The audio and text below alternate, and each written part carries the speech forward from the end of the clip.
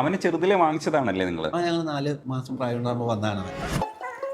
ആദ്യമൊക്കെ നല്ലതായിരുന്നു, പക്ഷെ വിചാരിച്ചിരുന്ന പോലെ ഇതായിരുന്നില്ല എൻ്റെ വീട്. ലവ് അറ്റ് ഫസ്റ്റ് സൈറ്റ് ആയിരുന്നു. ആ കാസ്റ്റിംഗ് ചെയ്യുമ്പോൾ ദിലീഷ് പോത്തൻ ചെയ്യുന്ന ഒരു പ്രോസസ്സ് ഉണ്ട്. എങ്ങനെയാണ് ഒരാളെ ഈസി ആക്കിയിട്ട് ഒരാളെ പെർഫോം ചെയ്യിപ്പിക്കാം എന്ന് പറയുന്നത് ഞാൻ പോത്തനെ കണ്ടിട്ടാണ് പഠിച്ചിട്ടുള്ളതെന്ന് ഞാൻ വിചാരിക്കുന്നു. അത് കംപ്ലീറ്റ് ആയിട്ടും പഠിക്കാനൊന്നും പറ്റില്ല, എന്നാലും പോത്തനെ കണ്ടിട്ടാണ് ഞാനത്. അതൊരു യൂണിവേഴ്സിറ്റി. അതെ, യൂണിവേഴ്സിറ്റിയാണ്. ഇവർക്ക് കഥ അറിയില്ലായിരുന്നു, ആക്ടേഴ്സിനൊന്നും. അപ്പോൾ എല്ലാവരും ഓരോരോ സീൻ കഴിയുമ്പോൾ കഥ അങ്ങനെ മനസ്സിലാക്കി വരികയായിരുന്നു.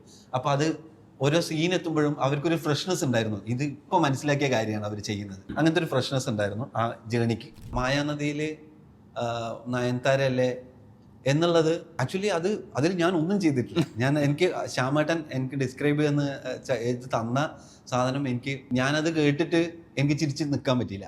അത് ഇങ്ങനെയാണ്, ഈ സിറ്റുവേഷനിൽ നീ വന്നിട്ട് പിന്നെ നയൻതാരയാണ് ബെസ്റ്റ് എന്ന് പറഞ്ഞിട്ട് പോകണോട്ടോടാ എന്ന് പറഞ്ഞു. എന്നിട്ട് പോയി പുള്ളി. അപ്പോൾ ഞാൻ അവിടെ നിന്ന് ചിരിക്കുകയാണ്. ഈ ചിരി ആണ് നമ്മളെ കൊണ്ട് അങ്ങനെ ചെയ്യിപ്പിക്കുന്നത്. നമ്മൾ ഫീൽ ചെയ്യുന്ന സാധനം നമ്മൾ സത്യസന്ധമായിട്ട് നിന്ന് കഴിഞ്ഞാൽ ഇങ്ങനെയൊക്കെ വരും എന്നാണ് എനിക്ക് തോന്നുന്നത്. ഞാൻ ചിൽഡ്രൻസ് ഓഫ് ഹെവനൊക്കെയാണ് ഞാൻ ആദ്യമായിട്ടൊരു വേറൊരു സിനിമയായിട്ട് കാണുന്നത്.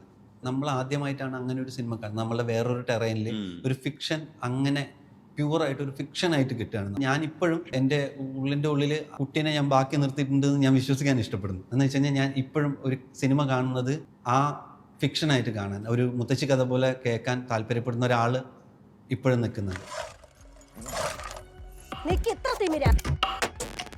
സുട്ടു ഒരു സീൻ അഭിനയിക്കുമ്പോൾ അവൻ്റെ ഓപ്പോസിറ്റിൽ നിന്ന് അഭിനയിക്കുന്ന എൻ്റെ അസിസ്റ്റന്റ് ഡയറക്ടേഴ്സിൻ്റെ ടീമുണ്ട് അവിടെ മൊത്തം. ഇവൻ എങ്ങോട്ട് നോക്കണം തീരുമാനിക്കാൻ വേണ്ടി ഇവർ ഇതിൻ്റെ പിറകിൽ 100 ഇരട്ടി അഭിനയിക്കുന്നുണ്ട്.